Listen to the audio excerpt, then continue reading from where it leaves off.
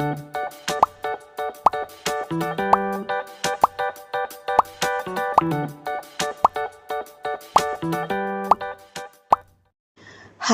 Assalamualaikum. Selamat datang di Nawasena Channel. Hari ini saya akan melanjutkan membacakan novel yang berjudul Terpaksa Menikahi Bad Boy, bab 41. Jangan lupa di like, komen, dan subscribe ya. Selamat menikmati. Selesai meeting, Ilham langsung menemui Zahran yang sedari tadi menunggu dengan bosan di ruang kerjanya. Zahran terduduk malas di sofa tunggu di tengah ruang yang luas itu. Akhirnya, kamu datang juga, Zah. Sambut Ilham begitu sumringah. Walau kurang perhatian, tapi Ilham sangat ingin Zahran bergabung dengan perusahaannya. Aku mau ambil kursi manajer keuangan dari kekasih jalangmu, kata Zahran to the point. Ilham duduk bergabung di sofa, tepatnya di samping Zahran. Lebih dari itu, Zah, untuk permulaan, Papa akan memintamu menghandle posisi general manager. Taja akan membimbing dan membantumu. Tak perlu tergesa, santai aja. Kamu bisa bekerja sembari belajar, sembari kita siapkan program studi untukmu.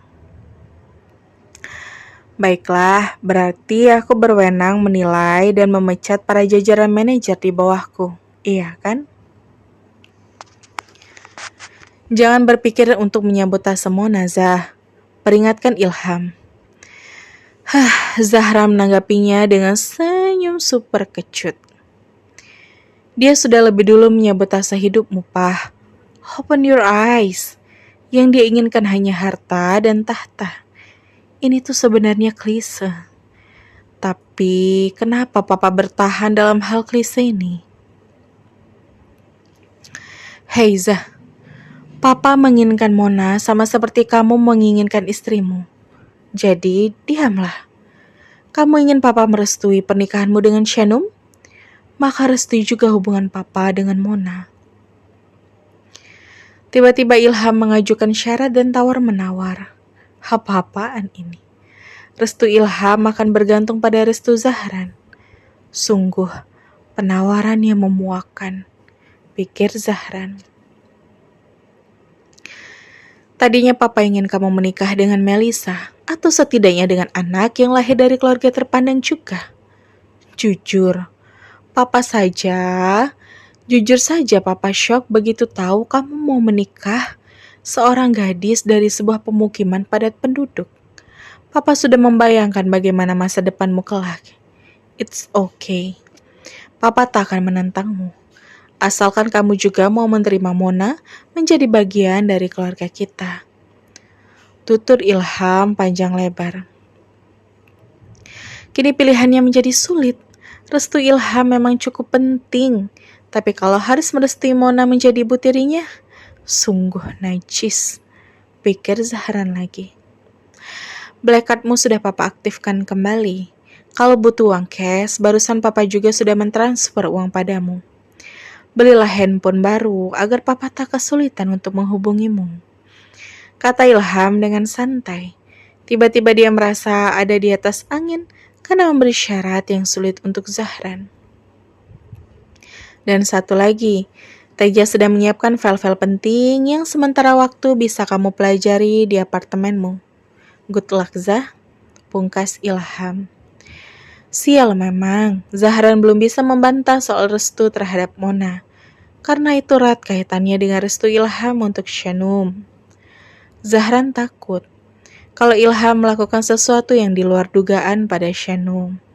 Oleh sebab itu, Zahran pun sementara mengalah dan tak protes. Tapi Zahran pastikan kalau dia akan mendepak Mona secepatnya dari circle keluarganya. Seperti yang diminta Zahran, Shanum tak lekas pulang dan tetap menunggu di rumah orang tuanya. Kebetulan Dharma juga sudah pulang berjualan. Begitu Dharma datang, Shanum langsung menyambut dan membantu Dharma membereskan sisa dagangannya. Tumben jam segini Bapak udah pulang? Tanya Shanum. Kepala Bapak pusing, padahal dagangannya masih banyak. Panggil ibumu, suruh dibungkusi buat dikasihkan ke panti Bu Salama.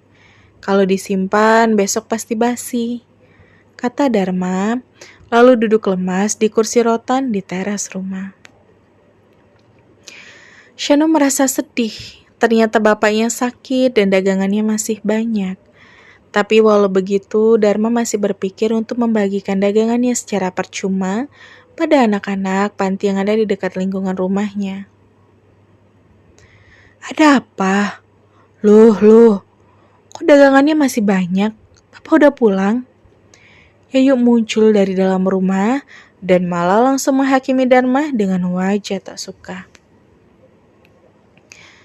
Ini loh Bu, kepala Bapak pusing. Kita bungkusin aja sisanya. Kalau disimpan besok, takutnya basi dan mubazir.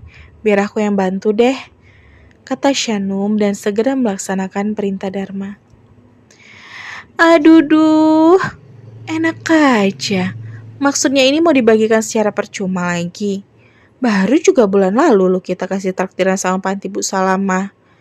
Kalau kita bagikan hari ini, besok Bapak mau jualan apa, hah? Papa ini suka aneh-aneh aja. Sewot ya yuk. Kalau dijual takutnya udah gak enak yuk. Selagi masih bisa dikonsumsi, kita bagikan saja. Daripada besok terbuang percuma. Yayu dan Dharma berdebat. Yang gini nih, yang bikin rugi bandar. Kalau begini terus, kapan kita kayanya, Pak? Kapan Bapak bisa berangkat umrohnya? Yayu masih saja sewot. Rezeki itu gak akan habis dengan kita bersedekah, Bu. Insya Allah, pasti Allah ganti dari yang lebih dari ini, sahut Shanum. Halah, teori doang. Kamu sama bapakmu memang 11-12. Sok-sokan mau jadi orang dermawan. Padahal hidup kita juga serba kekurangan. Yayu terus saja mengomel. Untung saja Dharma sudah sangat biasa saat Yayu mengomel. Maka Dharma akan diam saja. Kalau dilayani, sudah pasti akan jadi pertengkaran hebat. Aku akan bayar semuanya nanti Bapak kasihkan ke panti Bu Salamah. Di sana ada sekitar 30 anak kan? Aku akan bayar untuk 30 porsi. Tegas Shanum. Nah, kalau begitu ya nggak apa-apa. Yang penting ada cuan masuk. Mendengar ucapan Shanum, barulah Yayu mau membantu Shanum membuatkan mie ayam untuk dibungkus, kemudian nanti akan dikasihkan ke panti asuhan. Yayu.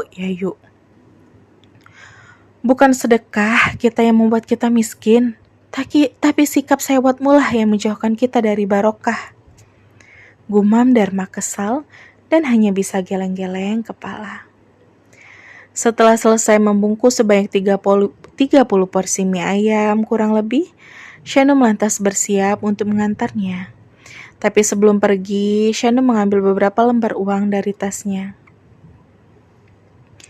Simpan ini Pak, buat modal besok, kata Shanum memberi uang itu pada Dharma. Gak usah, simpan aja. Kamu ini baru nikah, harus banyak-banyak nabung. Bapak masih ada uang simpanan kok, tolak Dharma. Tapi Yayu menyambar. Sini, biar ibu saja yang simpan. Yayu. Udah, gak apa-apa Pak, cegah Shanum agar tak terjadi keributan lagi. Apalagi Zahran tak lama muncul setelah itu. Penampilan baru Zahran memang semakin manglingi. Jauh dari kesan montir berandal yang dikenal orang-orang selama ini. Zahran datang dan langsung memberi salam pada Yayu dan Dharma. Nah, kebetulan Bang Zah udah pulang. Aku mau antar ini ke panti Bu Salama, sekalian pulang aja ya Pak, Bu, kata Shanum. Loh, suamimu gak disuruh masuk dulu, kata Dharma. Gak usah Pak, nanti aja, lain kali, kata Zahran. Ya sudah, aku pulang ya, Pak, Bu. Shanum berpamitan dan bersiap untuk pulang. Ya udah, hati-hati ya. Terima kasih Shanum. Iya Pak, Assalamualaikum. Waalaikumsalam. Mari Bapak, Ibu, Assalamualaikum. Ucap Zahran. Waalaikumsalam, hati-hati di jalan. Setelah saling pamit, Zahran dan Shanum pun langsung meninggalkan Dharma dan Yayu yang tak langsung masuk ke dalam rumah. Mereka memperhatikan langkah Shanum dan Zahran yang semakin menjauh. Zahran juga mengambil alih kantong besar yang Shanum jinjing agar istrinya tak merasa kerepotan. Yang menghina pernikahan mereka pasti pada kejang setelah tahu kenyataan yang sebenarnya. Cibir Yayu sinis. Termasuk ibu kan? Sentil Dharma. Idih, ibu mah biasa aja tuh. Si Shanum memang lagi kebetulan beruntung aja. Kata Yayu, lalu melengos masuk ke dalam rumah sembari menghitung uang yang Shanum berikan tadi. Dharma hanya geleng-geleng kepala, tapi sudahlah. Yang penting Shanum bahagia. Itu sudah lebih dari cukup bagi Dharma. Setelah mengantarkan 30 porsi mie ayam ke panti asuhan, Zahra dan Shanum melanjutkan perjalanan. Abang salut sama kamu, sama bapak kamu. Dalam penuh keterbatasan, kalian masih berpikir untuk bersedekah, kata Zahran kagum. Semua itu bukan karena mampu saja, Bang, tapi karena ada niat kemauan juga. Lagian yang aku tahu apa-apa yang kita sedekahkan itu sama sekali tak mengurangi rezeki kita, sahut Shanum. Pokoknya Zahran makin salut dan makin tersyanum-syanum saja rasanya. Zahran menarik jari jemari Shanum lalu menggenggamnya dengan erat. Sementara sebelah tangannya berusaha tetap fokus mengendalikan setir.